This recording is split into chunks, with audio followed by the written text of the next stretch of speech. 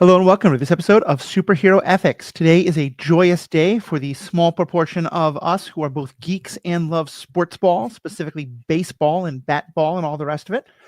This is opening day for the rest of the league that didn't start in Japan. So I'm in my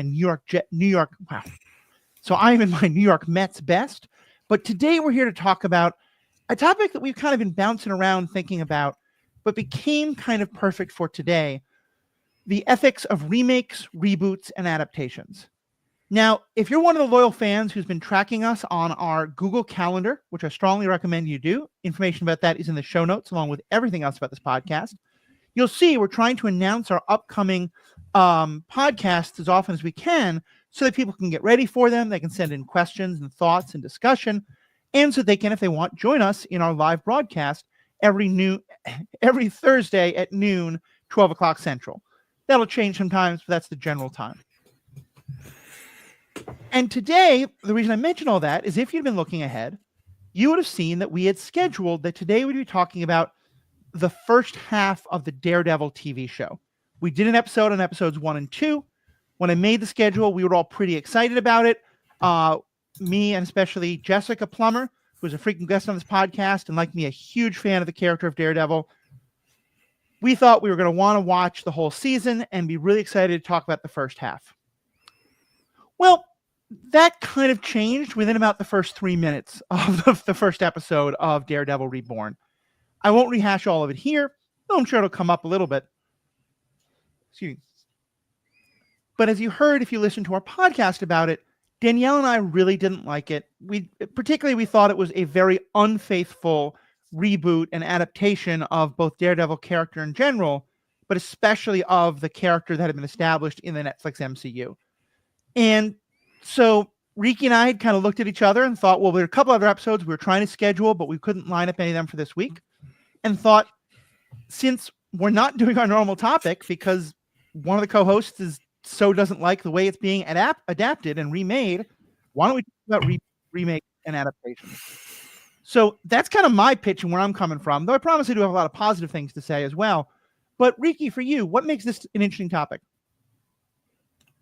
Well, most of the franchises that I follow have either rebooted or have continued in a way that is new.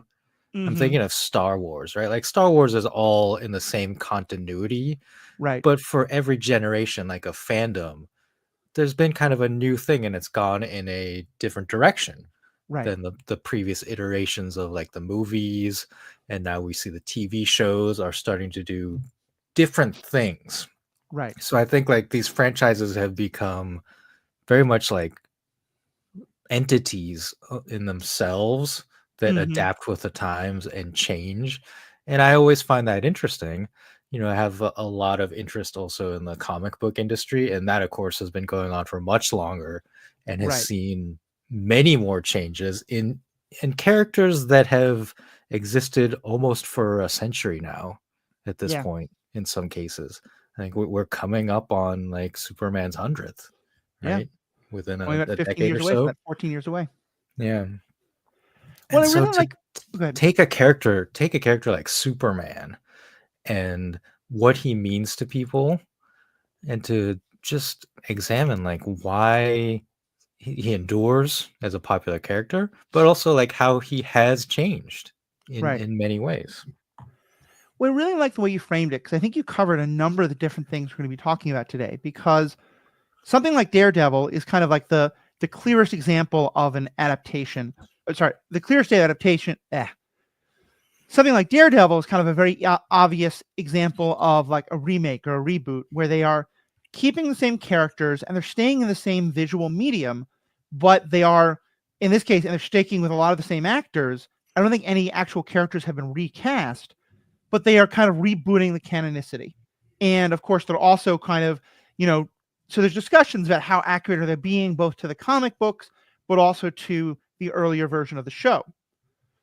But as you brought up, like Star Wars shows us actually a lot of other kind of things that can happen. Because first of all, there is, as you said, kind of the over time and over generations, the world of the 1970s is incredibly different than the world of the late 1990s and then the world of the 2010s, when our three kind of major generations of films have come out. But at the same time, within Star Wars, you've also had the adaptation of characters from books come and in some ways full stories coming into live action. You've had, like with the Ahsoka Tales of the Jedi, or of course the character of General Thrawn. You've had characters who start out in animation coming into live action. Ahsoka being the most obvious example, but Saw Gerrera, a number of others. Thrawn starts in the books, but then goes to animation before he comes to live action. And then you've had characters that have gone the other direction. With the Clone Wars, you had a lot of characters who started in live action, then became animated characters, and then now are back to being live action characters. And I think with all of these, there's so many questions that comes up about, how do we do adaptations? What does it mean to do an adaptation? All these kind of things. And we're going to kind of bounce back and forth with a couple of different directions of approaching this, but let me kind of just start with the most general question. For you, Riki, why do you think, well, actually, let me back up even a little bit further before I get into kind of the ethics of it. Why do you think we're getting so many remakes today and reboots? And does it feel like it's more than there has been in previous years? It feels like it. Yeah. One of the stats I guess I heard from 2024 in movies, like the top 10 grossing movies in theaters were either reboots of things or sequels to existing movies. Yep. I don't know, that was like around November, and I don't know if it held up all the way through, but I think like Wicked was like just about to break into the top 10. Of course, that is an adaptation of a novel slash stage play. Right. A Which are musical. both themselves take-ons of a franchise 70 years, Right. that is literally 100 years old. So, I mean, you cannot ask a question like this without engaging with just the business side of it, of movies, TV, etc. And there's a safety in the business of making an adaptation of something that already has an established fan base, Right. like the Wicked movie, right? Like people went to see the play, people read the book, and like, oh, a movie's coming out, I know the story, but like now I'm excited to see it in theaters is like a thing. Yeah. And I think that happens with any of these franchises, right, that adapt something. Certainly like the young adult novel into movie trend brought a lot of fans, and especially like those younger fans that read the novels, into theaters. Right. If you grew up with something, A, you want to see it yourself, and B, especially if you're an adult, maybe this is how you introduce your kids to it. You really want to kind of, focus on that. And I think there's a lot of this that's kind of outside the purview of this podcast in terms of the economics of it.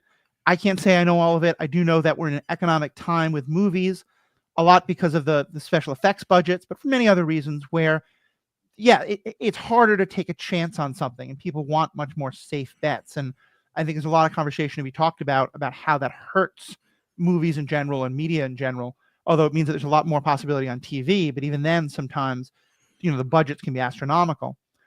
Yeah, that's the thing, is that I think when you say it's harder to take a chance on something, it's harder for a movie that costs $200 million, like Yeah. let's just say as a ballpark, to take a chance on something, right? Like a high budget action movie has to draw in a certain amount of people, certain amount of money. But Right. I do like, for me, like, I'm a huge horror movie fan, and those Mm-hmm. movies have very small budgets, relatively speaking, for Oh, movies, yeah. like somewhere between like 10 to 50 million, right? Is a small budget. But there's a lot of horror movies that take chances, right, with new things. There are established franchises like Scream, Mm-hmm. Nightmare on Elm Street, that kind of thing. But a lot of my favorite horror movies within the past 5 years are just like new things, and Yeah. the studios and the filmmakers are just taking a chance on something, and it's exciting. And there is this thing where, yeah, like some of them are probably going to spawn new franchises, like Mithrigan, for example. Mm. Like I know there's already a sequel being worked on. Right. Well, so let's kind of talk about some of the other reasons, because I think money is obviously a big one, but I do think there are other reasons why people make remakes. And I just kind of put a couple of them together, and if you want to jump in and comment on any of them or add others to the list. But I think one is because the desire to tell a story in a new medium. And I think a lot of this time it's let's take a novel or a comic book or something like that and put it on the big screen. A lot of times it's let's take something animated and put it into live action. Mm-hmm. And that's a topic that you and I have some mixed feelings about that we've discussed. We may touch on again. There's the idea of bringing characters into an established EU, and so with the MCU, this is the biggest one we have. We're kind of like remaking the X-Men movies now, so they can, and the Fantastic Four, because they've been to bring them into the MCU. Although Fantastic Four will hit another reason on my list, or with this new Daredevil show, it's to more explicitly bring it into the MCU. Animation live action, which we've talked about, modernizing a story, I think, is often kind of one of the reasons for it. And to some extent, this is a purely financial thing of that there's a need to protect copyright. I think the most famous of these was the second iteration of the the Fantastic Four characters, the one with Michael P. Jordan as Johnny Speed, Johnny Rocket, what's his name? Johnny Storm. Johnny Storm, thank you. Where, you have to protect the copyright by making something every 20 years or so. But also just sometimes, like characters like Superman, like Batman, like the stories can be great, but sometimes you want to introduce them to an audience, partially to make money, but also sometimes to update the story in some ways. And then I think, and then of course, just, the money grab. Anything I missed on that list, you think? Or any comments you want to make on the things on that list? Sure. I always think of Spider-Man as we are just trying to hang on to our the IP, yeah. Yeah. Because we had the Tobey Maguires and then the Andrew Garfields, and now we get like the Venom / Spider-Verse villain movies that just come out every couple of years, and it's like that's what Sony Studios needs to do in order to hold on to their license as part of their agreement. To hold on to the other characters as well. That's why they'll do Venom and then have a lot of the other villains and stuff like that. But yeah, like animation, I think, is a very important one to me because I love anime. We all love, like the Star Wars animated series like Rebels, and to see those characters come into live action, there's something special about it. Yeah.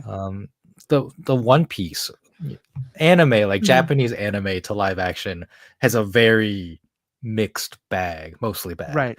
But we talked about the One Piece live action, in my opinion, was probably the best anime to live action adaptation I've seen.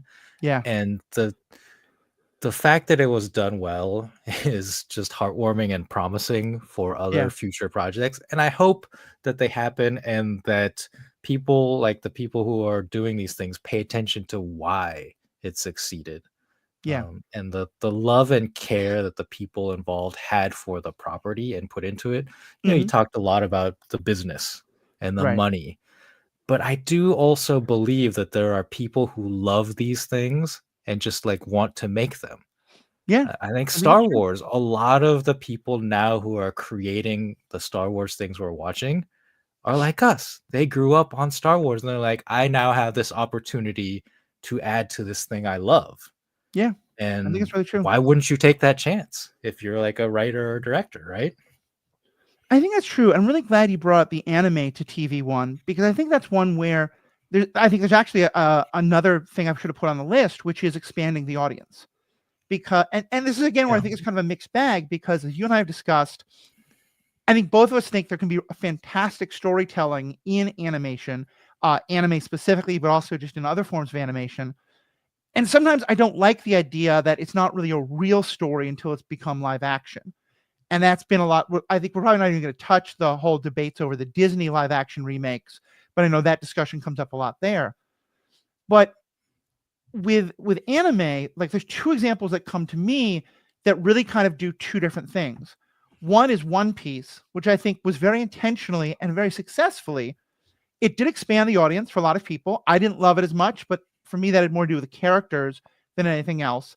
But I think a lot of people who don't necessarily love animation really loved it. And of course, the anime fans who really did loved it.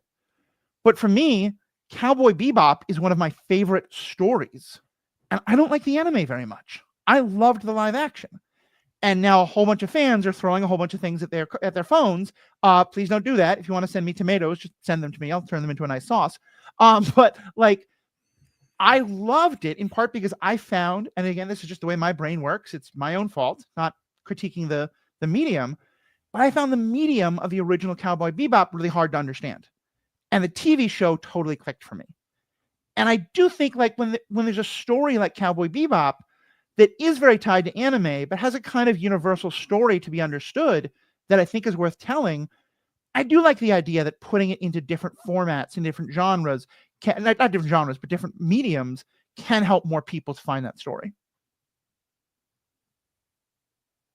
Yeah, I fully agree. Like that's the thing with the One Piece live action is that I just want it in front of as many eyes as possible. Yeah. And in that case, like there's doubly the animation to live action, but also like the Japanese to English audience, right? Like Yeah. it's a very niche audience for anime still, even though it's become quite popular. So I'm sure there's a lot of people who watched it on Netflix and maybe didn't even realize when they started watching it that it was Yeah. adapted from an anime. And just like getting over that hump Mm-hmm. of resistance, I think is Yeah. important. And I think that it's important to understand, especially when animation is one, but there's a number of other mediums in which people are telling great stories, and that medium isn't very accessible to many people, or at least there's some people who find it more difficult. And there's a ton of moralizing on the fact that as a society, people don't read as much as they used to in terms of actual books. And I'll leave that aside because I think there's both positives and negatives there. But I think we can sometimes have this very like. My point being, I don't want to make a judgment about why it is or isn't that people are finding it harder to read books a lot of the time. But the fact is, a lot of people don't read as many books anymore. And when I look at a character like Admiral Thrawn, especially with Star Wars, I think that there's considered a level of like, you're one level of fan if you just want to watch the movies, and nothing judgment, but like it's more of an investment to then watch the TV shows. It's more of an investment to watch the animated shows. And then that last level of investment is reading the books. And maybe beyond that is like, the video games and the encyclopedias and stuff. But like characters like General Thrawn, characters like some of the people from the High Republic, who I have really loved, it can be dangerous and there's problems with it. We'll discuss that. But I think to me, one of my favorite kind of adaptations is when you take something in a medium like that is less accessible for whatever reason and bring it to a more accessible medium like TV or movies. Yeah, well, I mean, like just comic books. Yeah. Right? We talk about the MCU being this mega franchise, but prior to those first movies, comic book movies were seen as a joke. Yeah. And many were bad. And just like comic books in general, a lot of people did not consider them to be good storytelling, or like they weren't for adults, or whatever the derogatory thing. But being a comic book fan, like in the 80s and 90s, wasn't popular, right? Like it wasn't a popular thing in the mainstream media. And so many of those stories are iconic, and now we are seeing like this shift, and people are trying to retell some of those stories in movies and TV. And sometimes it works well, sometimes it doesn't, and sometimes like they have to change because the story itself is like 50 years old. Like we start with the MCU. I know Incredible Hulk exists, but Iron Man, right, is considered by a lot of people to be quote unquote the first MCU movie. And the start of it, his origin story in the movie begins in Afghanistan, whereas in the comics it was the Vietnam War. Right. And I remember the debates of people like, well, like they changed his backstory. It's like, yo, but it's the year 2000. Yeah. It can't be Vietnam anymore. Right. And that's totally an issue that I want us to get into when we talk about like what works or doesn't work about an adaptation. Because I think often one of the better things you can do is to kind of, bring the story into the modern day in a way that we've seen a lot of stories do well and a lot of stories really struggle with. The last thing I'll just say though, on the the last thing I'll say though, on this general idea of like shaping the terms what we're talking about, because I think this is more recent and until very recently has very much been a joke, but in the last couple of years, we've started to really see it work, is the video games to TV movie type things. Oh, and yeah, absolutely. Part of this is I think that just video games themselves, as the technology has gotten better, but also as generations who started on video games have grown up with them, Pac-Man isn't telling a story. I have no idea why the ghosts are trying to chase Pac-Man and why he wants to eat those little pellets. I just knew that when I was 8 years old, it was fun. I don't think there was a story behind Tetris. There probably was somewhere, but I just knew it was fun Russian music and moving the blocks around. Today, so many video games have these really in-depth stories to them, and some of those are being made into, major motion pictures or TV shows. And you think of just comparing the reaction that the World of Warcraft movie got when it came out. And granted, I saw it in theaters. It was real bad. But compared to The Last of Us, a show that was nominated for Emmy Awards and won one for Nick Offerman for guest actor in episode 3. And a number of other video game movies have been very well received. Fallout was one. The Resident Evil movies are, I think, I don't think they've been Oscar nominated, but they're definitely considered like some of the best of, just when you want like a fun zombie shoot 'em up movie. Like Resident Evil movies are quite beloved by a lot of people. No. Ricky is shaking his head, and that's very fair. I love the Resident Evil game franchise. The movies are just, so we're going to talk about this more in depth, but they're not true to the video games. Okay, that's fair. Like they are based on is how I would phrase it. Okay, that one's fair. I've heard a lot of debate on those. So let's start with that. What do we mean when we say that? Well, actually, let me even back up a bit. What do we think should happen? Like, what do we want from an adaptation, reboot, or remake? And because you mentioned this idea of being true to it, what does that mean?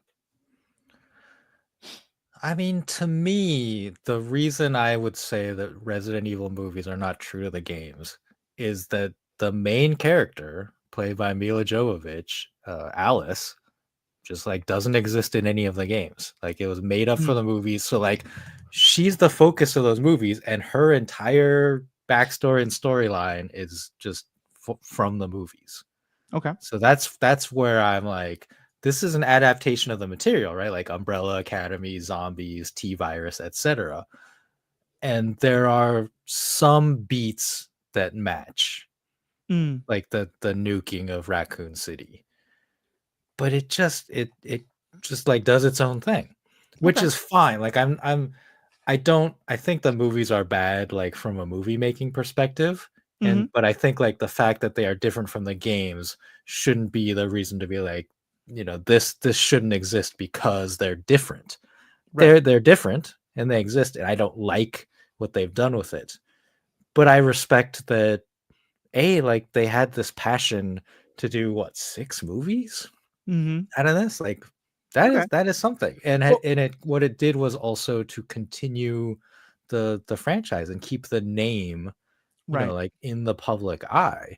And I think at various points the game franchise itself maybe kind of like interest in it flagged because there were a couple of stinkers in the middle, and the movies helped keep it alive in some sense. So like there's this synergy between them.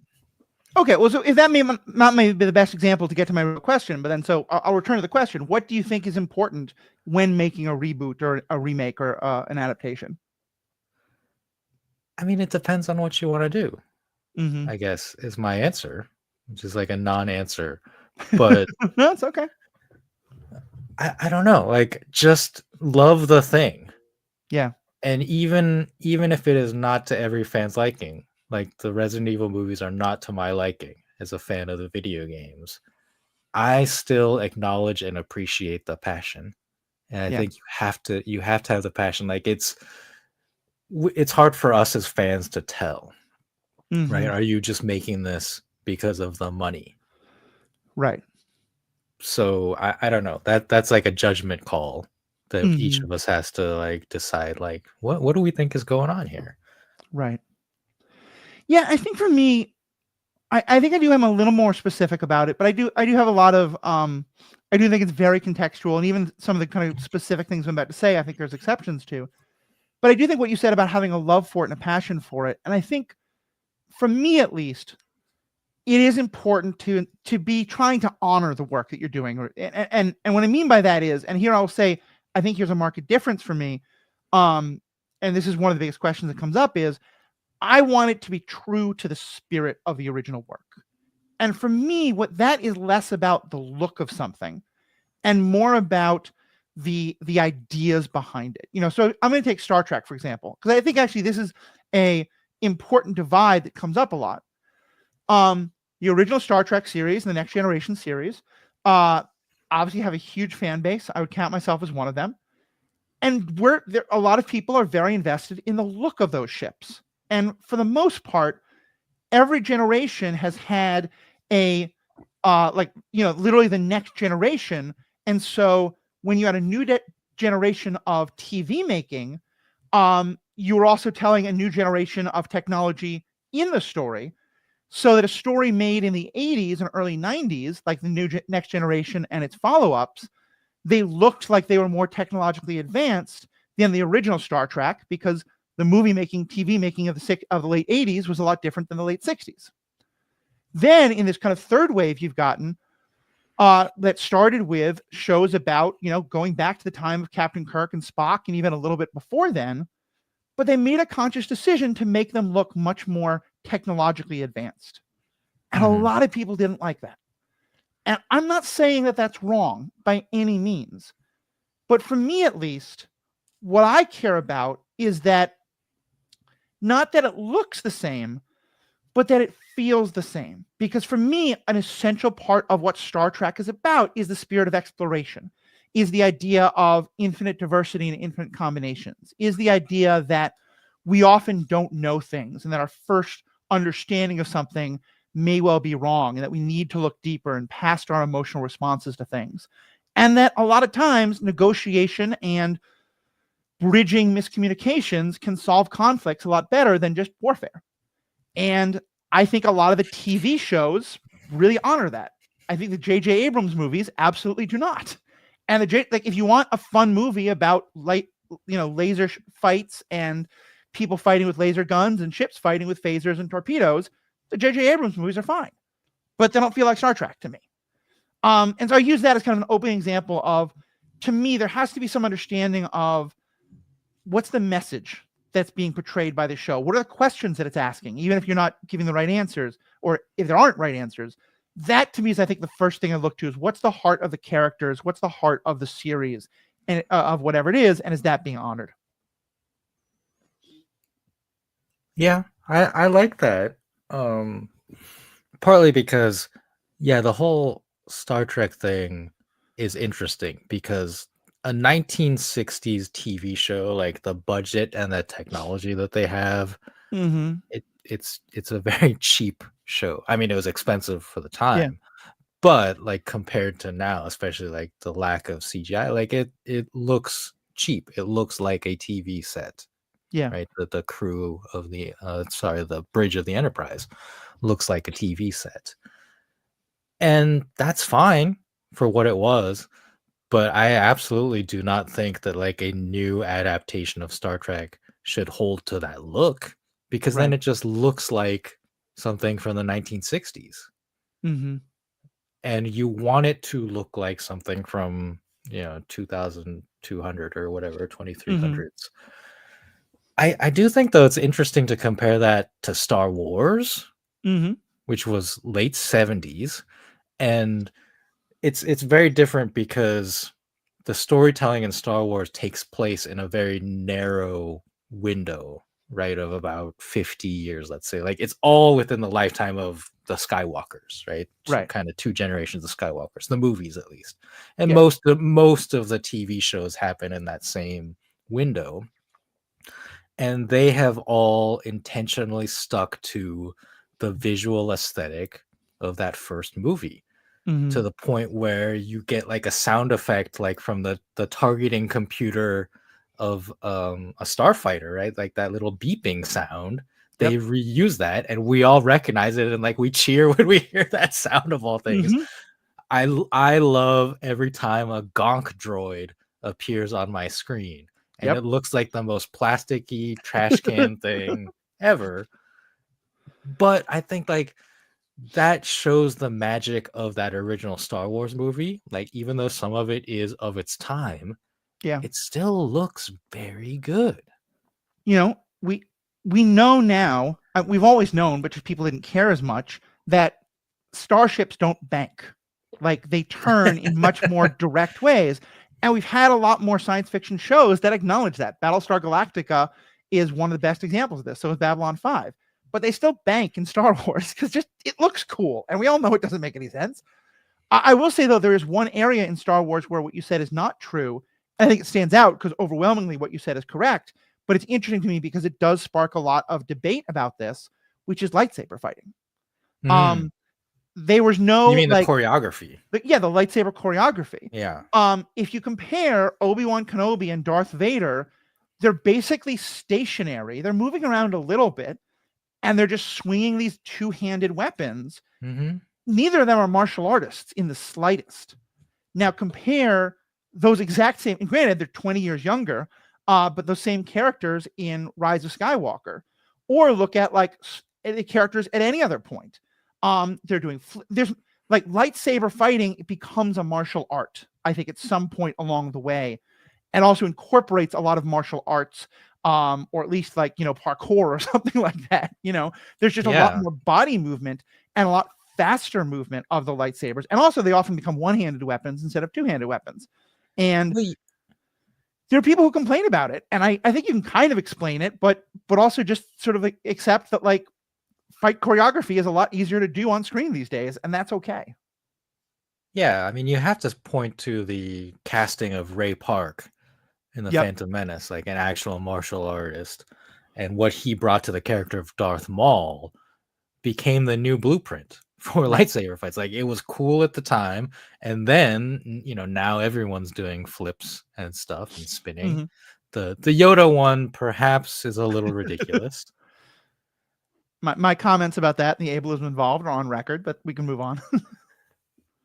But I think that's a very good example of a franchise updating, not even to the times, right? Yeah. Like, martial arts movies existed, like, Bruce Lee movies in the 70s. So you could have cast Bruce Lee as a Jedi and had him fighting in that way.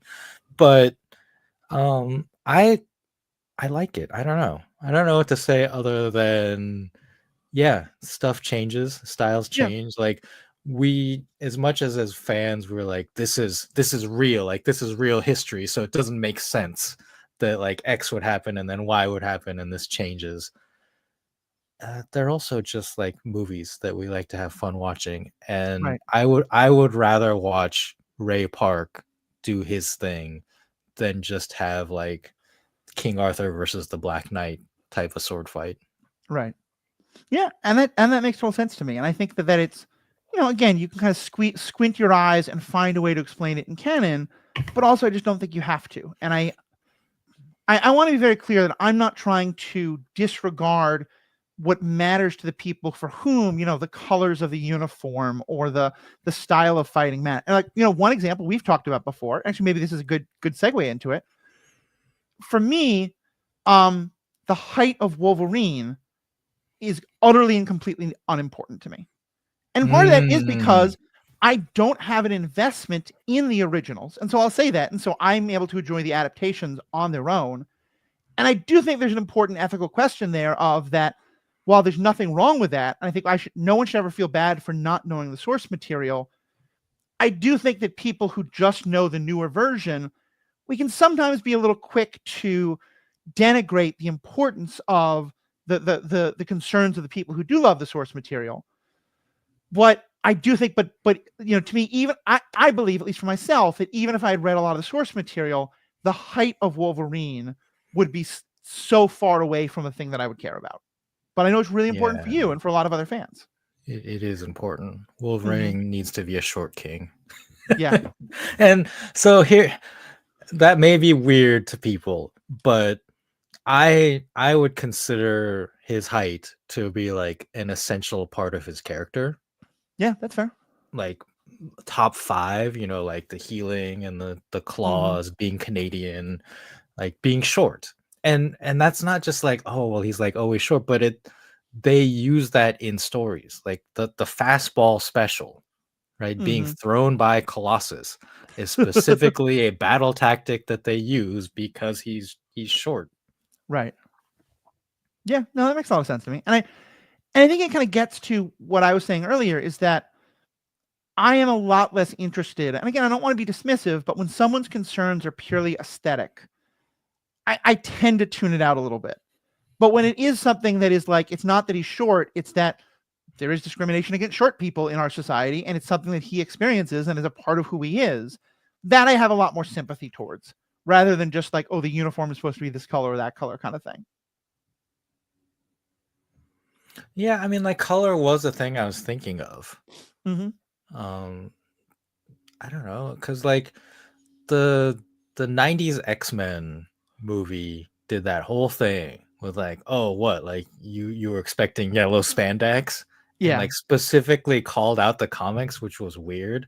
And of course, Mm-hmm. like X-Men 97 just flipped that on its head 30 Right. years later, and we all cheered. The comic book fans cheered. Yeah. So I don't know. I think, to me, like aesthetics, colors, like that is part of it. Especially That's when you're fair. talking about visual mediums, like comic books as a visual medium, color is so important, Okay. right? And there we can go to extreme examples. Like, what if the MCU had decided that the Incredible Hulk, instead of being green, should be blue? That would be like mind-bogglingly weird, right? Like no one Yeah. would accept that because being green is part of his character. Right. Why? I don't know. Like originally he was gray in the very first Mm-hmm. issue, number one. And they changed it because I think of the ink issues or something. Yeah.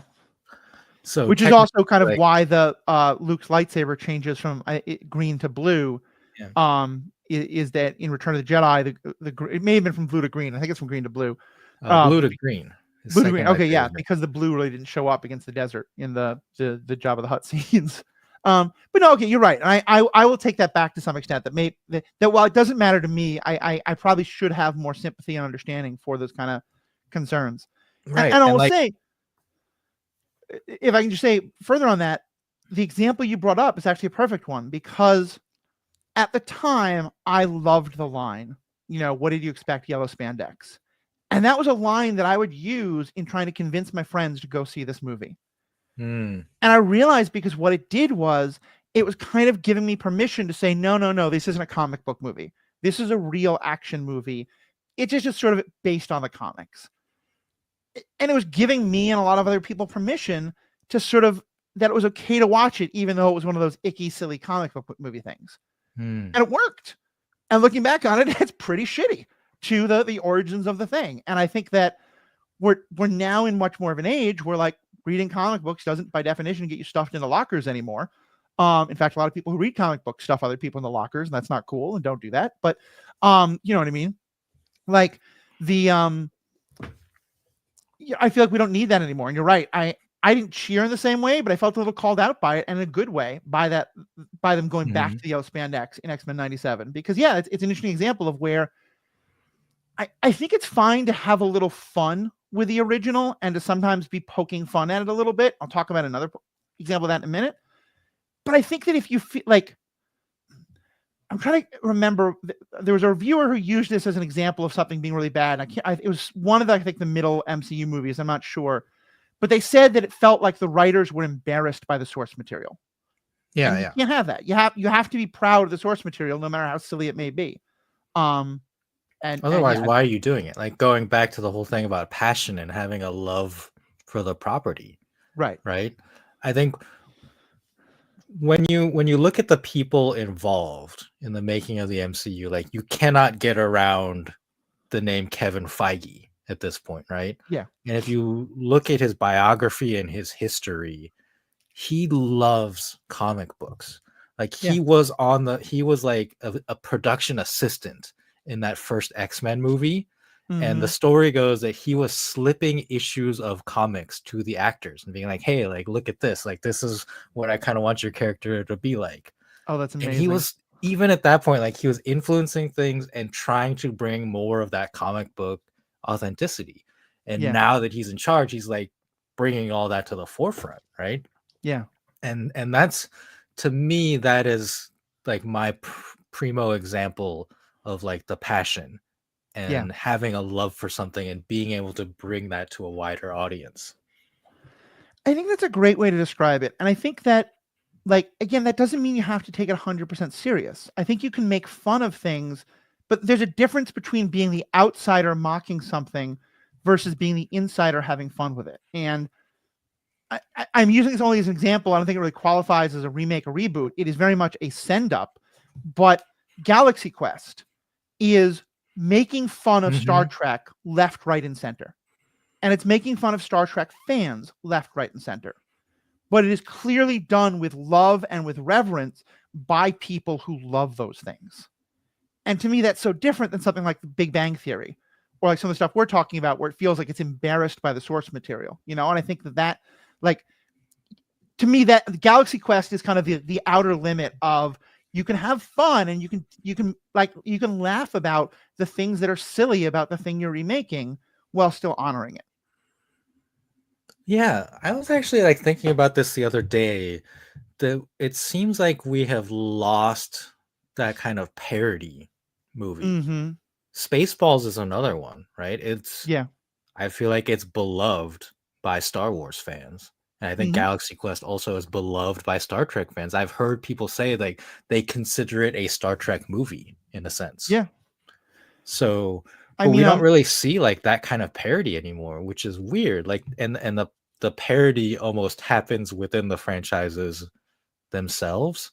yeah. Like, I was thinking about how the whole like the yellow spandex thing nowadays in Marvel movies, there's almost always a scene or a line where some characters laugh and scoff at a name, Right. right? Like in Spider-Man No Way Home, when Dr. Octopus shows up, or yeah, they're like, "Hey, oh, your name is Octavius," like, and they like all snicker at Yeah. it, and like that name thing like just happens. It seems like in every movie, Yeah. it's the franchise saying like, "Look at these comic book names; they're ridiculous." Yeah. But And we I'm still like, I love don't it.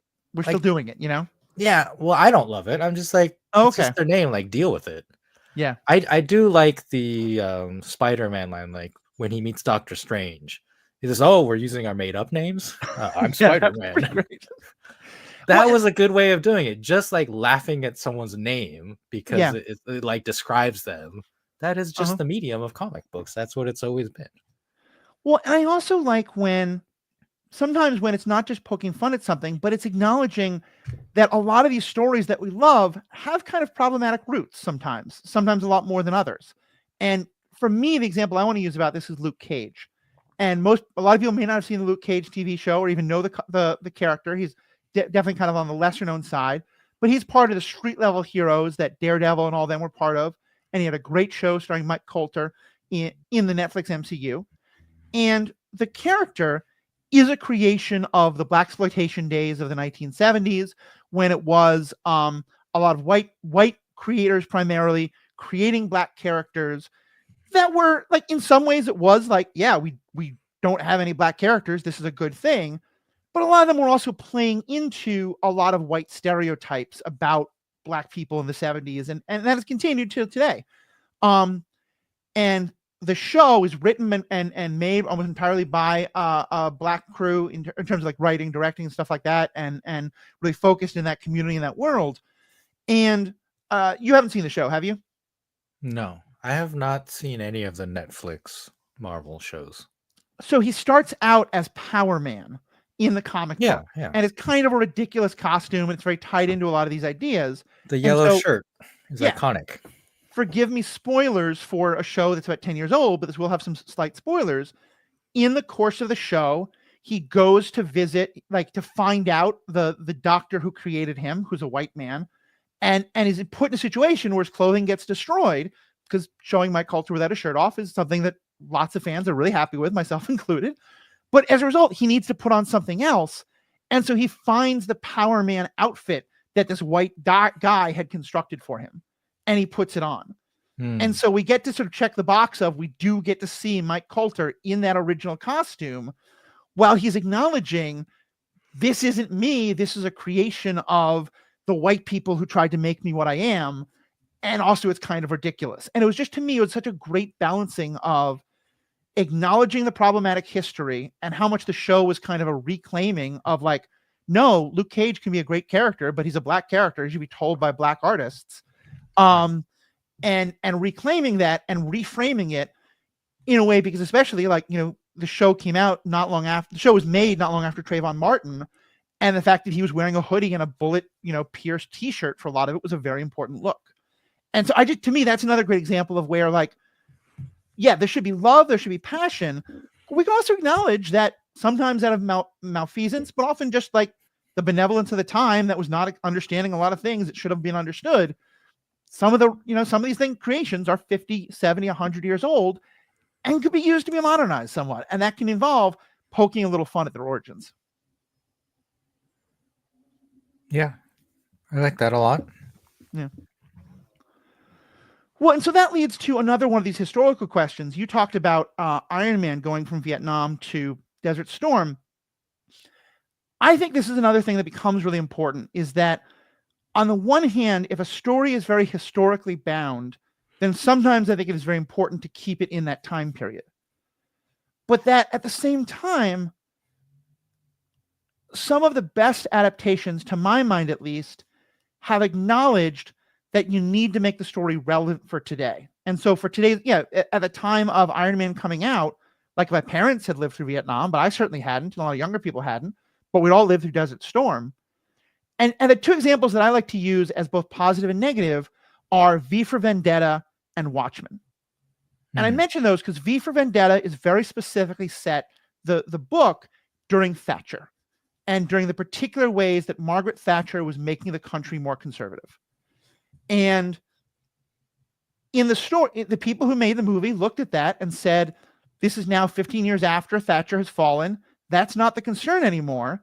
But now we're in this post 9/11 world of all of these horrible fears about Arabs and about non-Christians and about, people from, brown people in general and things like that. And so they updated the story to be a fascist government that was about those fears instead of the kind of things that Thatcher and making it very about classism had been. Watchmen, on the other hand, is written during the Cold War, when a lot of people think it's entirely possible that we're going to nuke each other. But by the time the movie came out, that wasn't a concern anymore. We knew the Cold War ended. And I at least have always felt that is a failing of the Watchmen movie, that they don't update that they try to say, remember how scary it was when we thought that Ozymandias might be justified, or probably not, but might be, for taking this horrible step to end the Cold War threat, when all of us knew it ended already. And if it had been a different kind of threat, it might have worked a lot better. I'll get off my soapbox and pretend that I asked a question there so that you can kind of respond to that or tell me how wrong I am or anything like that. Well, I don't know if you're wrong. I do think like some stories and some characters do get tied to a specific period in history. And it's up to the new storytellers to decide what to do about that.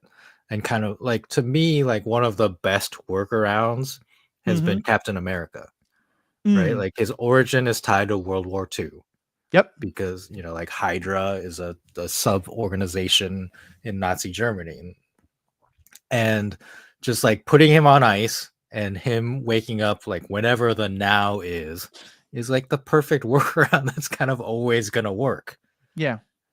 Same time period, Magneto being a Jewish child incarcerated in a concentration camp and then escaping because his mutant power awakens, starting to be difficult to weave that into modern stories. Yeah. Right. And we saw with X-Men 97, they got around it by just like leaving the story being told in 1997, as the title says. But like, I'm not sure what's going on in like modern X-Men stories. Like some I think are just kind of like, yeah, he's old, whatever. Like maybe his mutant powers make him age less type of thing. Yeah. Well, I know that the Magneto one is a very debated topic. And ever since this idea of the new X-Men reboot it's been one that's come up a lot. And I think there's legitimate arguments on both sides. I think on the one hand, there is an extent to which the Holocaust is a unique moment in history that having characters that are tied directly to it, particularly Jewish characters, is an important thing and something that shouldn't be lost. And it's important to his character. Very much so. Because like he's like, I lived through this. Like Right. you all don't see like this is the same thing that's happening. On the flip side, though, I think that the idea that it was this completely unique thing that has never happened before and will never happen again isn't actually accurate. And there have been a lot of situations that are similar enough that a character could draw very similar lines. And so the idea has been, things like, could you set it in South Africa, or could you that he, was under apartheid, or Mhm. in, Southeast Asia under, or, Pol Pot or something like that, or could you put him in just the American South and having gone through civil rights or anything like that. And it's one that I think there's almost no way to do without offending a lot of people. And unfortunately, like a while ago, I would have said make him a Palestinian, or and give him still some Jewish. Like, I've always liked the idea that Magneto is a title that can get passed down. And so, for example, like the Magneto of the Holocaust has a grandchild who now goes through this other horrible experience, and that kind of he's the one who takes up the mantle. But there's a lot of sensitivities about it, and they've gotten certainly a lot worse in the last 2 years because of the war and the horrible treatment of the people in Gaza. And yeah, so I feel like that's one that I think has to be handled incredibly carefully. But I will say the fact that a lot of the related characters, like the fact that characters who are in the comics often tied directly to him, like Wanda Maximoff and her brother, those characters are often portrayed as either Jewish or Romani or both, due to their connection to Magneto and to their mother. Neither one has been honored. And yeah, I think it's a really interesting question of what do we do when characters are not only bound to historical events, but are bound to one about which the historicity has changed a lot, and or just the historical understanding has changed somewhat. I think that would be part of even of the Vietnam thing, is that just, popular opinion about Vietnam is radically different today than it was at the time that the first Iron Man came out. And I don't think there's an easy answer, but I think I think there's a real importance to really be very thoughtful about what message are you sending, both in who you include and what you change and what you take out, and how is that important, and how is that honoring the original spirit versus, recognizing what has changed in the world around you. Yeah, and sometimes it takes time. Mm-hmm. I think I don't think now is the right time to write a story or an adaptation about Palestinians, because we're still in the thick of it and things Yeah. are happening and there's a lot of emotion. And I think same thing, like even with 9/11, right? Like now I think we are starting to see more nuanced stories being told about 9/11 or like following those events, Right. rather than like immediately after it was probably just like all like hyper patriotic Right. stuff. Now it's like, let's examine like all sides of this. Right. And you just, I think history, like when you're living through history, it's hard not to be emotional about it. Yeah. And it does take some time, like to tell like look at Schindler's List, like what was that, like 40 years, say, after the Holocaust. It came out when I was in high school, so that would have been like early 90s. So yeah, like 35, 40 years and after. and that movie was as much about like, let's remember this thing that perhaps like we're several generations removed, some of you might not know these stories, Right. and the need to retell something and make sure that history is not forgotten is equally as Right. important. Yeah. Yeah, I mean, like we talked about when we did an episode on Godzilla -1, about how it was kind of a retelling of the Godzilla story at a Yeah. time, the Gojira, and told by Japanese, Japan in 1953, telling a story that's very much about, the nuclear bombing and World War II. Is a fundamentally different historical understanding than that movie, which is really kind of a reckoning with Imperial Japan and kamikaze and all those kind of things in a way that wouldn't have made any sense to tell in the 1950s or even 60s, 70s, or 80s. Mm-hmm. Yeah, I could go listen to that episode. Yeah. A lot of Yeah. feelings. I think there's so much we talked about in that episode that comes up here. This gets us into an issue that there's a lot of controversy about, and so I want us to at least touch on, but I feel like you and I are pretty solidly in agreement and have made our points pretty clear in many episodes before. race swapping of characters, gender swapping of characters. Anything you want Well, to say beyond getting upset about it's dumb?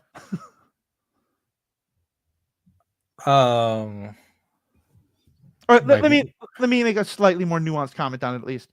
I think that to the extent to which it is important part of the character, it is worth examining and thinking about.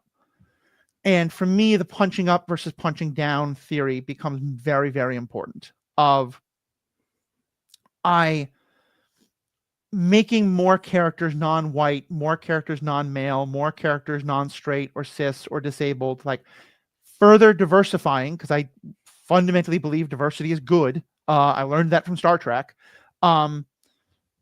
Is always something I'm going to be in favor of. I think that there needs to be some understanding of the dimensions of it and what it means, especially in how that character relates to other groups and things like that. But I think in general it is very unfortunate and very disingenuous that a lot of the kind of like larger cultural conversations have become these fights over like, oh, why don't we have enough white superheroes anymore? And I think just the less said about it, like obviously I've brought it up, but just to kind of say, for me at least, I don't think there's much question. I think there's nothing wrong with adding more diversity to characters. I think if a character's race or something like that is important, then probably keep that and tell other versions of the story. But the idea that we have to protect white male characters to protect white men is just something I have no time for. yeah, I mean, I guess I agree with that in general principle. I'm just like trying to think of examples Mm-hmm. of that and like why it's good or why it might not be good. I don't know.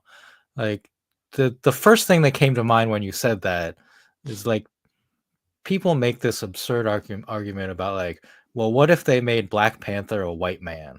How would you Right. feel about that? And it's just like that just doesn't make sense. Like it's like Yeah. look at this character and who he is and what he is. Right. Um and yeah, I don't know. Make better arguments, I guess is what I would say to people. Yeah. I think because most of all, for me, what most of those arguments come down to is that there's sort of an idea that the default is white, male, cis, straight, abled, etc. And so there has to be a reason to make someone not the default.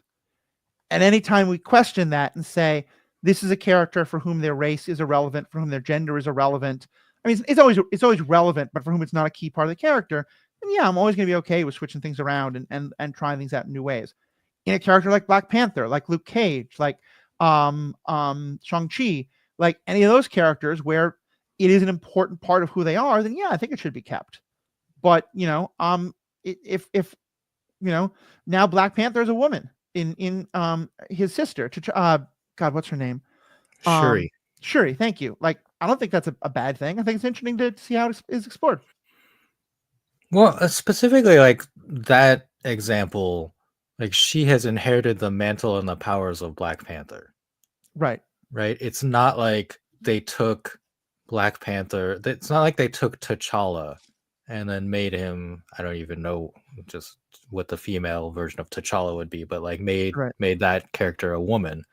She is her own character and she Right. went through her own arc of feeling not worthy of this and then rising to the challenge, and like that was a good arc Yeah. for her character, and she rightfully inherited the mantle of Black Panther. Yeah.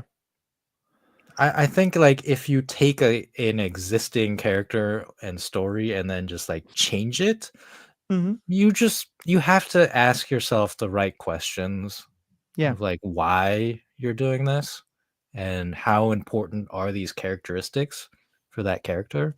And I think you just have to take it on a case by case basis, Yeah. and make sure you're doing it for the right reasons. Yeah. Yeah. I think it's a really good point. And so let me as we kind of start to wrap up, 'cause we've been an hour, we will have some bonus content for members. Of course, $5 a month, $55 a year. Help us keep the lights on, get all sorts of free content. One of the examples that was brought up by our friend Jacob, former judge, former co-host of this podcast, Jacob Leachich, that I remember actually we talked about a bit, and I want to kind of get your thoughts on, was situations where there's a comment being made about a character, but in ways that don't really fit anymore, or are now seen as kind of problematic. And is it better to just get rid of it or to adopt it? And the example he brought up was in Avatar: The Last Airbender, the misogyny and sexism of the character of Sokka in the first season. Because in the show, the character is a very pronounced, and let me say that again. In the character, yeah, in the first season of the animated show Avatar: The Last Airbender, Sokka is a complete sexist. And not in kind of ways that come off as like malevolent, like he's a villain, but in ways that are almost kind of laughable in the show, because things like where he like meets the warriors of not Yoshi, of Kyoshi. Kyoshi. Kyoshi Island. Thank you. And he's like, "Oh, you're girls, you can't fight." And quite laughably, like they completely whip his ass. And it's a part of his character growth. And at first he's very like, he has to protect all the women around him, even though he's not a bender and his sister is. And it's played for laughs, but also it's a major character lesson for him that he learns by the end of the first season. Like, this does not make any sense. And he is a different character in that regard by seasons 2 and 3. Mm-hmm. The live action show that we liked a lot of and also had some critiques of took that part of his character out entirely. And Jacob's point was like, this isn't great because, characters should have arcs, and like it's important to learn, like to let go of some of these sexist beliefs and stuff like that. I think I understand why they took it out, because I think there was a time in Hollywood where it felt like it was still okay to be sexist as long as the other characters were laughing at them. And you still had a lot of very misogynistic humor. Barry Stinson in the character of wow, I got it totally wrong. Barney, the character in How I Met Your Mother, to me is a great example of this, where there's an awful lot of very misogynistic humor, but it's like it's okay for us to laugh at it because we, the audience, are supposed to know that he's ridiculous and stupid and terrible for this. I feel like, though, there's a middle ground where you could update the way that his misogyny is shown without making it the laugh that it is, and they were kind of like sneaking in misogynistic humor, but still have it be like, just because sexism expressed in very different ways now than it was, 30 years ago when that show came out in animation, 20 years ago, whatever it is. And so I feel like you could have kept that in the character, but just portrayed it in a different way. What's your thoughts on this? Yeah, I've been thinking about this because right now I'm fine with what they have done with Sokka's character, the update, because just I guess how I would put it is that the show not having that in itself is progress, I think. Yeah. Like you said, like not having that be a part of his character means in some ways like it's not a part of society, like that obviously like not true, Right. but that we are like moving forward in a way that like this character, like at one point, yes, like we laughed at this character and pointed out how ridiculous he is. Now like we would say like he's not even, that would not even be a realistic character, I guess, Right. in a sense. I was thinking about a similar thing in Cobra Kai, that the character of Johnny is racist and misogynistic, and we laughed about it, like, oh gosh, like how can he say these things or like think these things. And in that show he learns some lessons and comes in contact with people, like particularly Miguel and his mother, and grows. Right. And it's like that's nice. It's nice to see. It's heartwarming. Like, here's this man who has changed.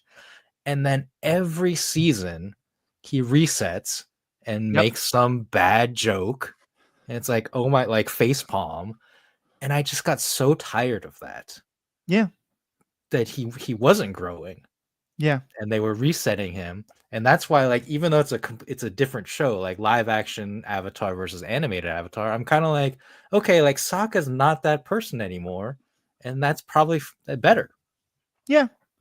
I think that's fair. And I'd push back a bit on the, like, it's not believable anymore, because like I somewhat agree with you that the way his sexism was expressed isn't, but we certainly are seeing a huge resurgence in that very misogynistic, like women should be in the military, women shouldn't vote, being like a legitimate political position that some people think is a legitimate political position, even though it laughably should not.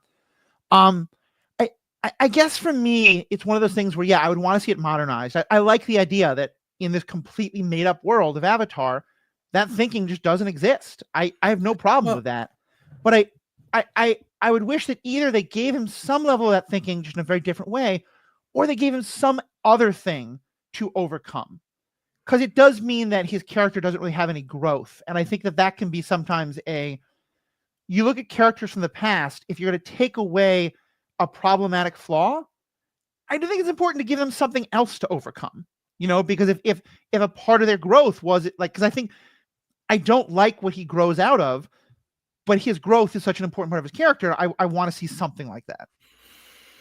So when I say like it doesn't exist, like it does exist, because we saw in the Northern Water Tribe, the water bender there was like, that's right. I women can't be warriors, was like the attitude, right? Right. Or the rule or whatever.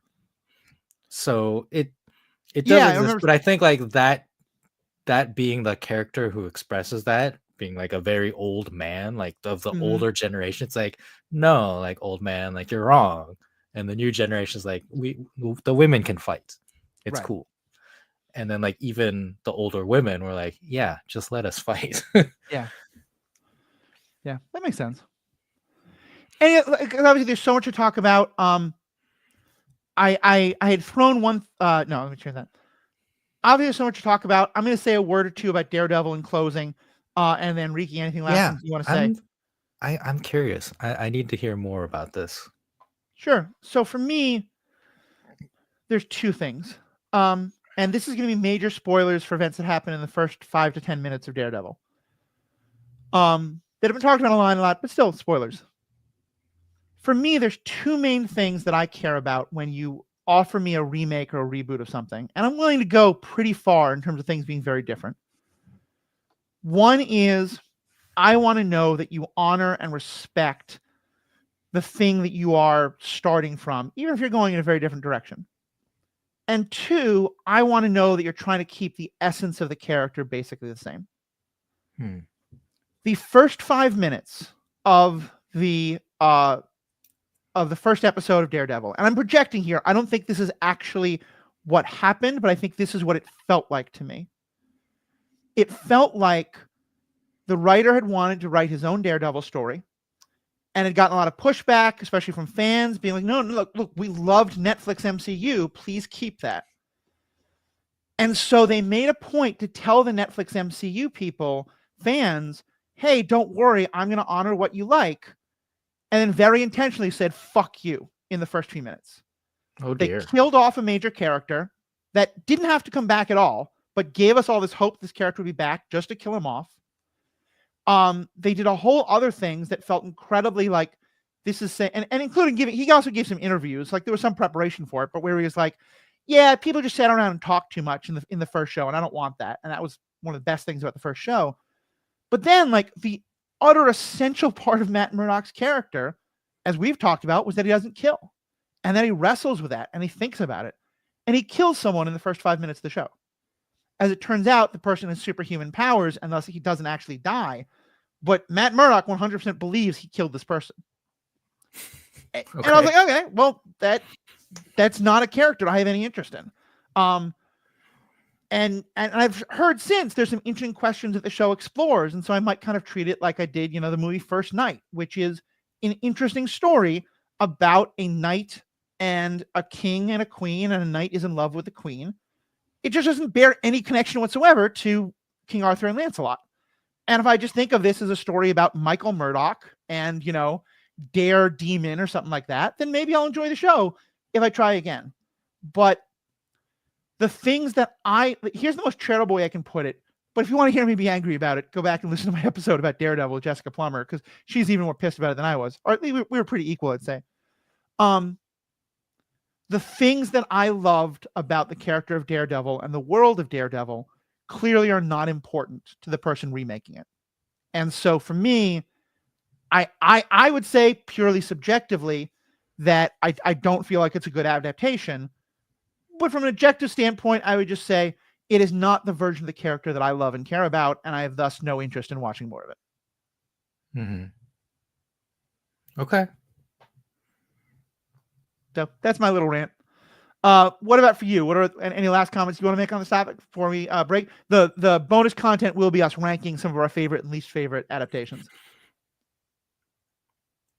Yeah, I mean, I guess what I would ask in terms of Daredevil Born Again, right? Because I think you're comparing it to the Daredevil Netflix show, rightfully so, because it's the same actor. Yes, but Charlie also through Cox. Jessica, I'm also comparing it very much to the comics. Yeah, Jessica is a huge comics fan, and she also felt like this new show has no connection to the comic books. And that was going to be my follow-up question, is like, how does it compare to the comics, which I have no experience with. So that's good. That's good that she was able to provide that, because to sum up all of this, like, yeah, I mean, I think it's okay for new people to tell new stories with existing characters within existing franchises, and sometimes they don't always make a lot of sense in terms of the connections, but there is the essence where you want some through line to be true about these people, and that doesn't mean you can't change them, but I do think, like, if you do change them, it needs to be important. It needs to be for a reason. Right. And the exploration of that is important. I was reading about Spider-Man.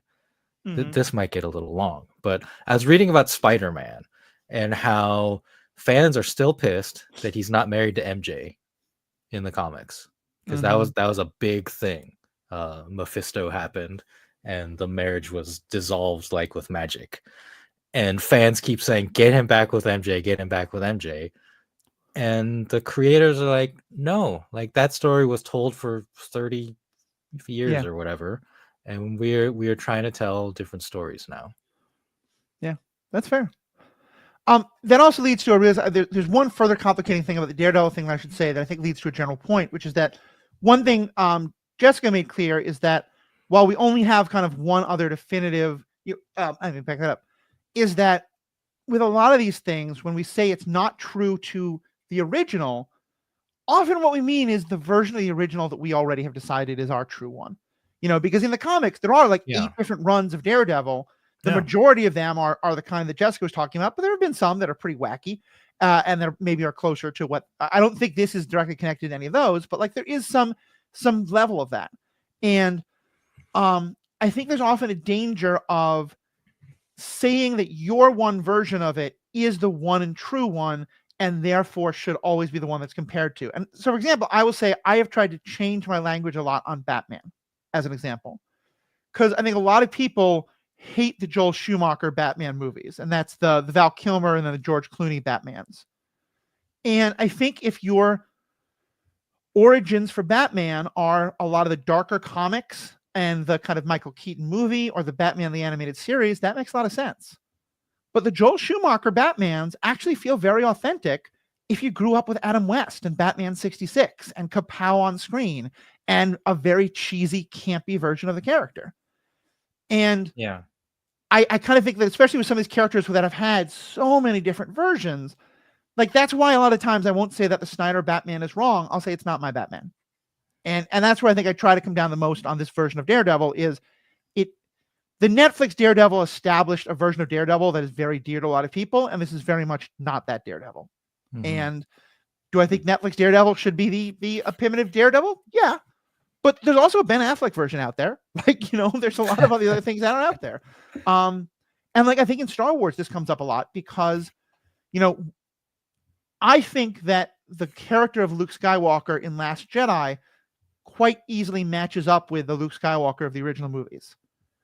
What he doesn't match up with is the Luke Skywalker of the extended universe novels. And I don't particularly like the direction he goes in those, and he becomes, I think, kind of a demigod. And I don't think that's a good character. But I do want to acknowledge that it is legitimate to have fallen in love with that version of the character and to have very much not seen that in The Last Jedi.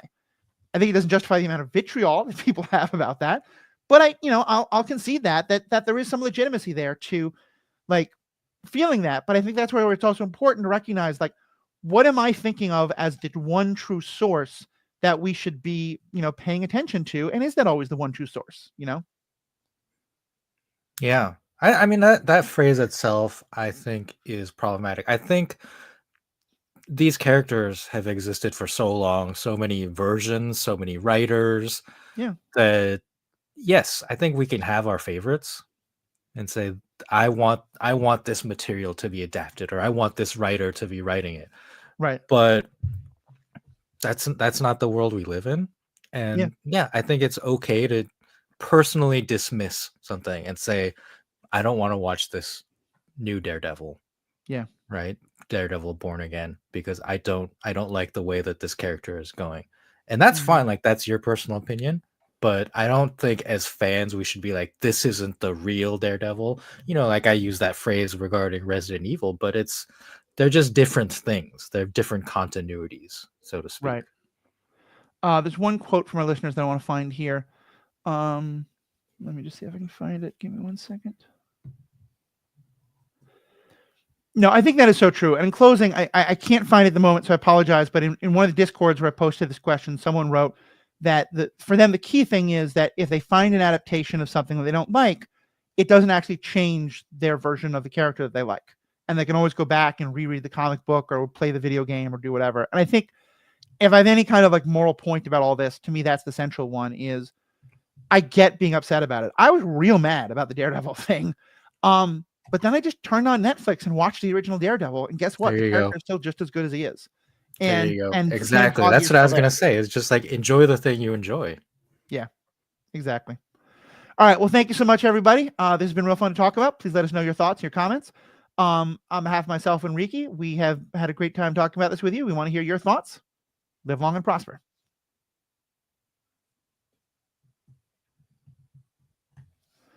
All right, welcome back. This episode has already gone real long, so I want to keep this really short. But Riki, top 3 adaptations or remakes or reboots, and one that you just think is the absolute worst. So yeah, I was like going through lists of things, and I'm gonna try not to do like comic book stuff because we talked about that so much already. And when I looked at a list, this one immediately stood out to me as like, oh yeah. And that is Mad Max Fury Road. Is like a reboot / remake. Like, I don't know what to call it, right? And that's part of the beauty of it, is that George Miller doesn't give an F about like continuity or whatever. Like, he's just like, I just want to make a fun movie, like a good looking movie. And is this the same Max as like from the other movies? I don't know. Like, it doesn't matter, right? And that's kind of the attitude that like I enjoy, because we get a little too in the weeds with that, especially with like our Star Wars stuff of like the continuity and canon and which canon is real. And he just didn't care, and he made just one of the best action movies of all time. So this is a good one to start with, because I feel the exact opposite. Okay. And part of it is because my understanding is somewhat different. And I haven't spoken to the man directly, but my understanding from things I've read in articles and stuff like that is that he originally wrote this to be a standalone story in a different dystopian universe. And then when he tried to shop it around to get it made into a movie, a lot of folks said, well, this is kind of similar to Mad Max. Can we stick Max in as a character, or make this character Max and thus make it the Mad Max universe? Because to me, I think it is one of the best action movies of all time. No question whatsoever. And I couldn't see that the first time I watched it, because I don't think it is in any way, shape, or form a Mad Max movie.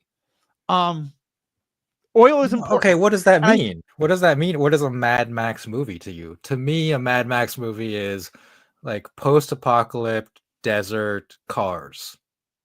That's it. Like, that's all I really care about for a quote-unquote Mad Max movie. And it delivered on that. Right? That's fair. That's fair. I think for me, Mad Max is a story of community over individual. It's a story of survival in a post-apocalyptic world and the need to sort of put aside the desire to protect you and your people only, and to try to work towards the more communal whole. It's very much a redemption story. It's about a guy who has done terrible things and has to learn, like, to not just stick up for himself.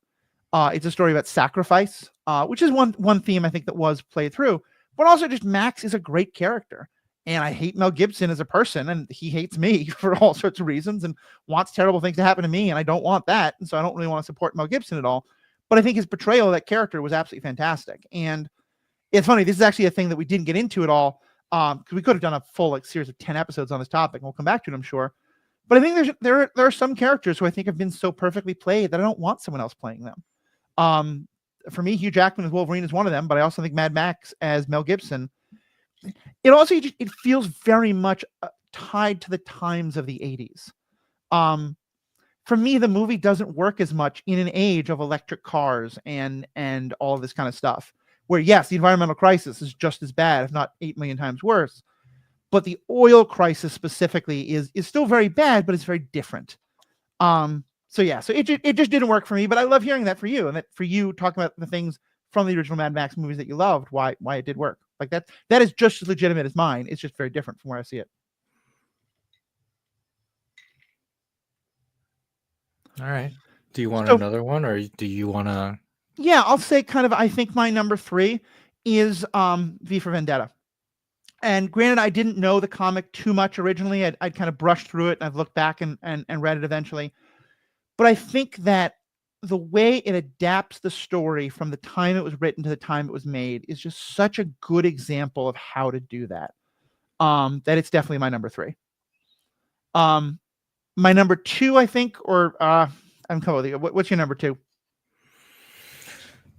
I wanted to do this one because I don't know. It was, again, like, it's less about the continuity. So Jumanji, the reboot, I guess, Welcome to the Jungle, starring Dwayne Johnson, is just like a fun movie. And does it have anything to do with the original with Robin Williams? I guess there's like some kind of continuity connection going on. Like, I didn't pay enough attention to like understand all that. I just enjoyed the movie. And that's the thing, is like, I think it's okay for reboots to have connections or to have winks and nods to originals or other material. But just like at its core, like, make a good fun movie and I'll be there for it. Yeah. And I thought Jumanji delivered on that. That's fair. I think my number 2 is, as you brought up, Star Wars, but I'll get more specific. It's specifically the character of Ahsoka Tano and Admiral Thrawn.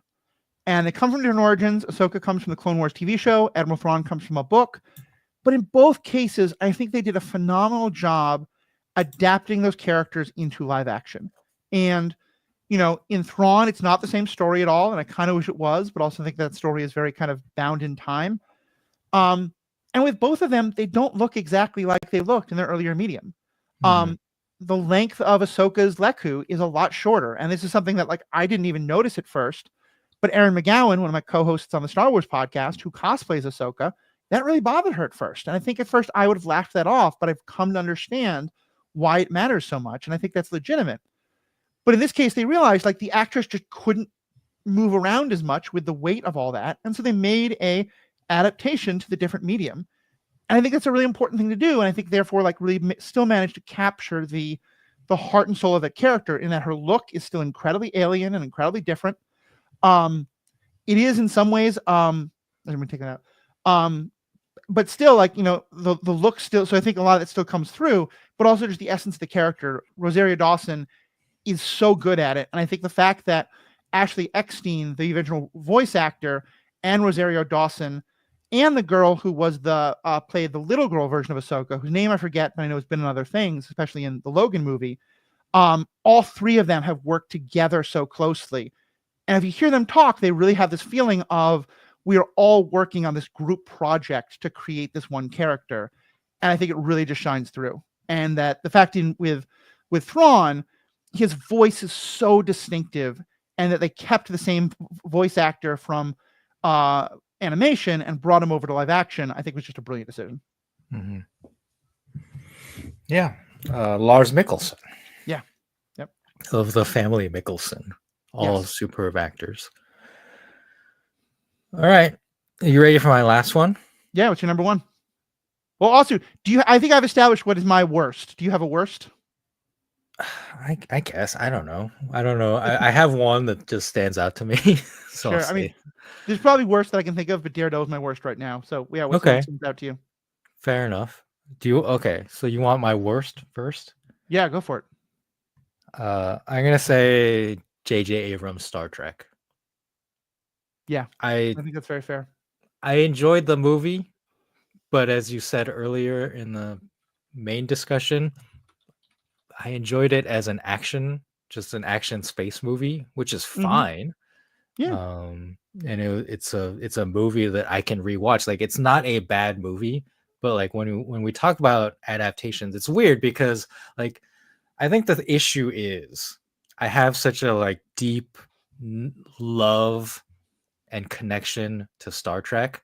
So like I don't have that connection to Jumanji or Mad Max, for example. Hmm. So like I was able to enjoy them just as movies, whereas it was very difficult for me to enjoy J.J. Abrams' Star Trek as Star Trek, right? Like I was like, this Yeah. this isn't Star Trek. Like it's a fine action movie, but like this isn't what Star Trek is. And that's like partly on me, Yeah. right? And it's not as bad like as a movie like the Fan Four Stick, like the newest, Hmm. not the one coming out next year, but like the previous newest one, was Right. just a bad movie, right? So Yeah. like is it a good or bad adaptation? Like I don't even care. It was just a bad movie, like that I didn't enjoy. Yeah. I Yeah. I think think it's it's also very a fair. bad adaptation. Like Yeah. I don't know why they can't like make a good Doctor Doom or Yeah. like yeah.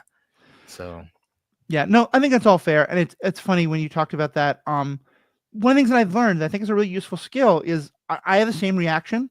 And I've learned to be able to say like, all right, so I'm now going to put it aside for like 6 months or a year, and then go back and watch it without any expectations, and then often I'm able to really enjoy it. Um, uh, Fury Road is one of them. I think it is a phenomenal action movie. It wasn't what I wanted from a Mad Max movie. The Star Wars movie is the same. I think Chris Pine is a really fun actor, and I think there's great dynamics in it.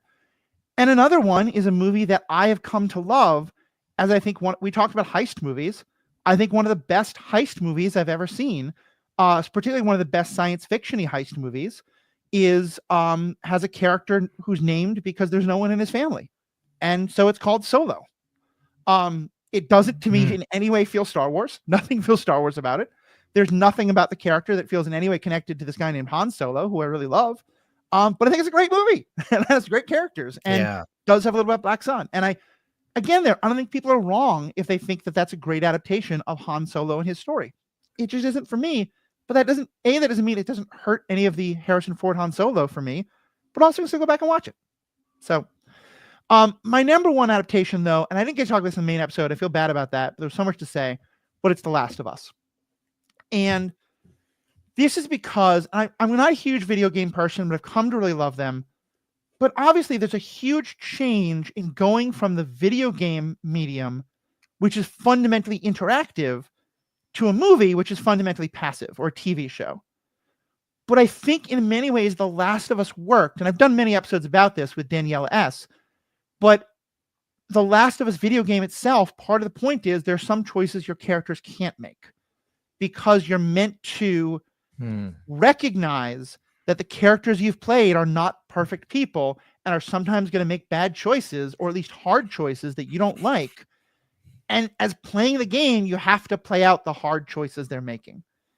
And that's a very unique thing for a video game to do and makes it maybe a lot more adaptable than a lot of others. But for me, at least, it came through so perfectly in the screen version, as well as just the incredible way they honored it, down to having a number of voice actors come back to play characters. Some of them just kind of connected, but like for example, the voice actor of God, I can't remember her name. The character played by Bella Ramsey. Joel, hold on. I cannot help you on this one, Okay, hold on. unfortunately. I've watched or played neither. Okay, Ellie, that's right. um, the voice actress who played the original Ellie, a teenager who was very much not a teenager by the time the show came out, so was not going to play that same role, but she plays her mother. And we literally Oh, see her birthing that character because her birth is interesting. very important. And she talked about how, as the person who had birthed the character, getting to literally do that, Mhm. metaphorically, now literally meant so much to her. And the person who played the original Joel is in it, and like talks about how it meant so much to them that Pedro Pascal came and talked to him, and like again, this idea of like, can we work together to create this? And there's so many just like shot for shot remakes of particular scenes in the movie that were so well done. And yet, in another instance, what is I think often regarded as the best episode of the season was about a kind of throwaway character that they turned into this beautiful love story of two gay men finding each other in the post-apocalyptic world. So, yeah, that is my number one. Okay. Well, I would say my number one, I'm not going to name a specific movie. Mm-hmm. Well, I am going to name specific movies, but overall, I'm just going to say the James Bond franchise Yeah, has remade itself, recast multiple times, yeah. and is possibly like the most successful, like longest lasting franchise. Godzilla might be longer, Mm-hmm. but arguably like James Bond is more successful, right? Like in through like on average. Yeah. And just the fact that specifically, like I want to cite GoldenEye, like Mm-hmm. as a big reboot that happened that like relaunched the franchise in a very successful way. And then the Daniel Craig, like Casino Yeah. Royale, I think hit its peak with Skyfall, but Mm-hmm. very popular, like and just completely different. And what's the continuity of James Bond throughout all these? Like again, like Don't we care. don't care. The franchise doesn't care. Just like each movie, like each actor, like does their own thing, Yep. and that's fine. And I think that's like a reasonable roadmap for these franchises to take. Is like, don't worry about it. Well, and I think that the most brilliant thing there is that, and I'm now sad I didn't think of it, but that James Bond to me is the best example of modernizing with the times. Yeah. Because when the movies first starting out, the Cold War was a thing, but often we were against these criminal elements. But the idea of a womanizing, shoot a lot of people, secret agent was sexy and fun, and we loved it. Hmm. And then it started to feel really dated, and so they kind of made it a parody. And by the like Timothy Dalton and then Pierce Brosnan, who I think is the Golden Eye, they really made him much more kind of a fun parody character. We were kind of laughing at him, and everyone around him was kind of laughing at him. And then by the time of Daniel Craig, at which we go, wait, no, this guy who's like a complete womanizer and gets people killed, this isn't a like funny character to laugh at. This is a sociopath we should be very troubled by. And Daniel Craig is like, cool, hold my mental issues. Like he plays Bond as a deeply troubled character where you have to kind of ask yourself, is it right that we use this character? But maybe often we need him as much as we don't like it. And I just think that's because like Sean Connery Bond is fun, but I imagine a lot of audiences, if they watched him today, would utterly hate him because he's so out of touch with modern sensibilities. And yeah, so I think you're right. That's a great example. Yeah. And you don't have to agree with all of the choices that they've Yeah. made. Like in the most recent movie, James Bond has a committed relationship finally, Uh-huh. and has a quote unquote Bond girl like consistently across the last two movies. Yeah. And I'm sure like there are some fans who are like, that's not James Bond. Like James Bond has to be this person who's like constantly with different women. Right. But it like the character should evolve, I think, like to Yeah. meet the times and just to be different. Like Yeah. you can't just watch the same movie over and over and keep enjoying it, in my opinion. Like I think it's I don't like the way that the last movie ended per se, Mm-hmm. but I do respect the choices that they made.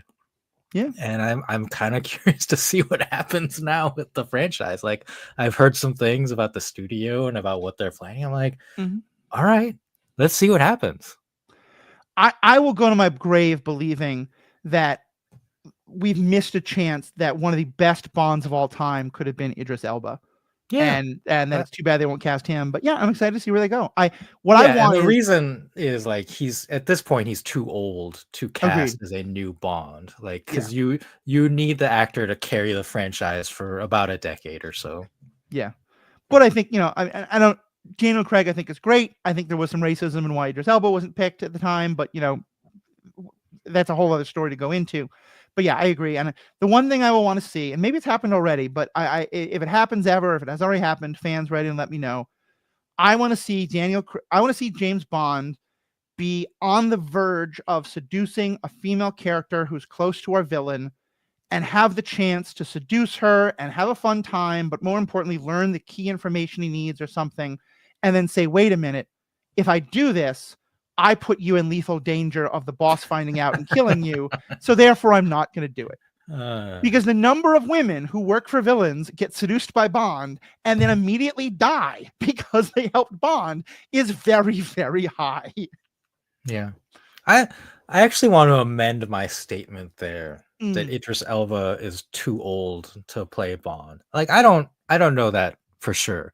And the fact that Tom Cruise at his age is doing what he's doing in the for Mission the Mission Impossible Impossible movies. franchise, like I'm not gonna put it past anyone. Yeah. So I recant that statement. Well, and certainly, I think you could have him actually do it, especially with special effects and stuff like that. And that Bond isn't like a martial artist, really. Um, but also like the aging mentor training a new version of the same thing is a time honored tradition. Mhm. And even if it's just Idris Elba as James Bond training, you know, someone else to be a 007, I would absolutely love that. Yeah. So we'll see. All right, this has been a long episode. Thank you all so much for listening. Thank you, Riki. I'm going to go watch the Mets. Take care, everybody. Play ball.